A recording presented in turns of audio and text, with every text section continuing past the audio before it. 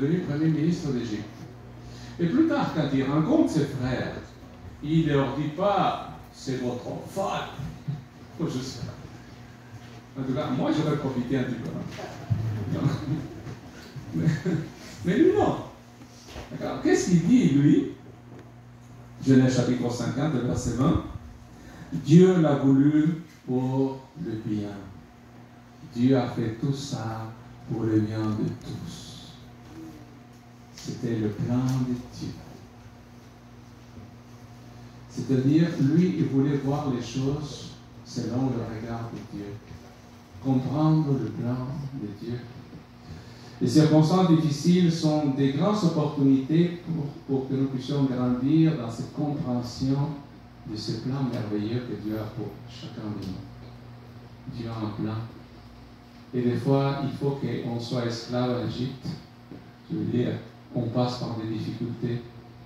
Je me rappelle un frère d'église qui m'avait dit qu'il était fâché parce qu'il travaillait à un endroit où ce travail était très mécanique et très plat, on pourrait dire. Et donc, j'ai dit, je prie pour trouver un autre travail et je n'arrive pas à trouver quelque chose de mieux. Je lui dis simplement, tu sais, il y a peut-être quelqu'un dans cette place à qui tu dois témoigner. Il y a peut-être quelque chose dans ton caractère qui doit changer. Mais si c'est Dieu qui veut que tu restes là, c'est pour quelque chose. Dieu a un plan pour toi à cette place. C'est seulement lorsque tu seras devenu ce que lui, il veut, qu'il va t'amener à aller ailleurs. C'est ça. C'est son plan. Et dans son plan, c'est qui suis-je moi pour lui dire, Seigneur, ça suffit là. Oui, je peux lui dire, mais ça reste toujours son plan. Et Dieu veut nous changer. Donc, je continue donc considérer, je disais, du point de vue de Dieu. Et avec ça, on arrive à la deuxième partie, la dernière, la récompense de la vertu. Qu'est-ce qu'il dit? Les doux, ils vont quoi? Hériter la terre. Ils hériteront la terre. Qui sont ceux qui vont être les héritiers de la terre? Donc, qui vont être récompensés? Eh bien, les doux. Si on considère ça, ils ne sont pas très nombreux quand on pense, hein, les gens qui sont doux. Et quand on regarde un petit peu le grec, et le mot qui est utilisé, c'est littéralement autoi, donc il veut dire seulement eux, uniquement eux, rien d'autre.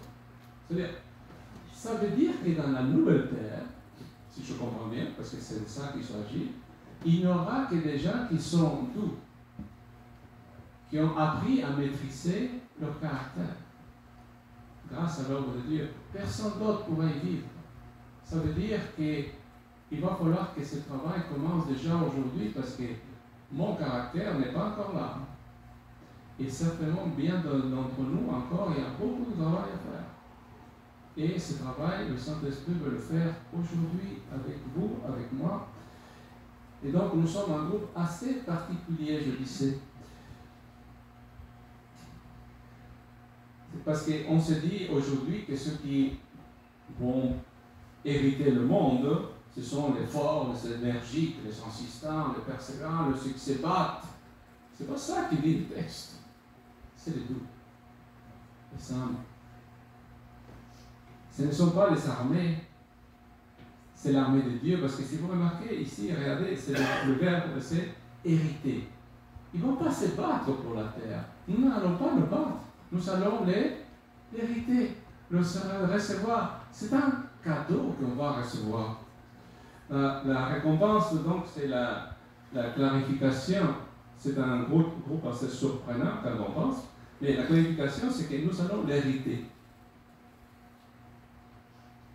Vous savez, un héritage, est-ce que vous avez besoin de vous battre pour hériter quelque chose?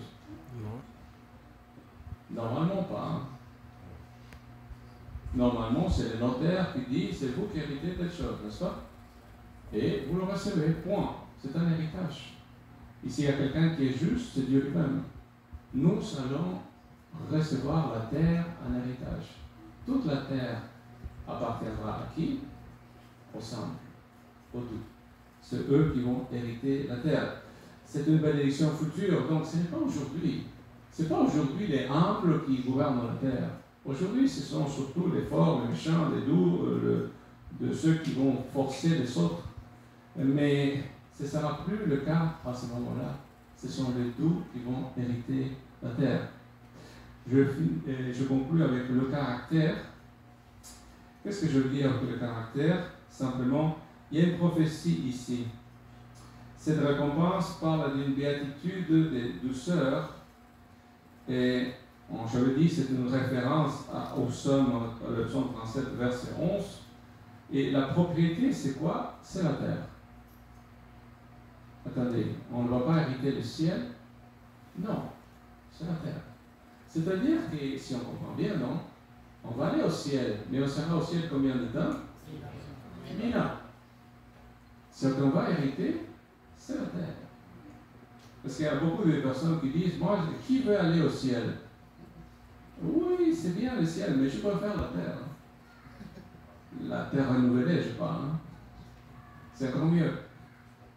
Parce qu'au ciel, on sera quoi? De façon temporaire. 1000 ans, vous savez, par rapport à l'éternité, c'est pas beaucoup. C'est ici. Bon, c'est vrai que c'est pas ici, quoi. Exactement. Là, tout va passer au feu d'abord. Un bon nettoyage. Donc, je dis ici, donc c'est ça la promesse. Donc, et quoi? Cette propriété, c'est la propriété de qui? C'est de Dieu. D'accord? C'est Dieu qui possède la terre, ou pas? Est-ce que c'est la terre de Dieu? Est-ce que cette planète appartient à Dieu? Oui. Souvent, certains pensent que la terre a été créée, on appelle ça les déistes. Les déistes disent qu'un jour Dieu a créé la terre et qu'après, il a abandonné. Et il est parti ailleurs faire d'autres choses.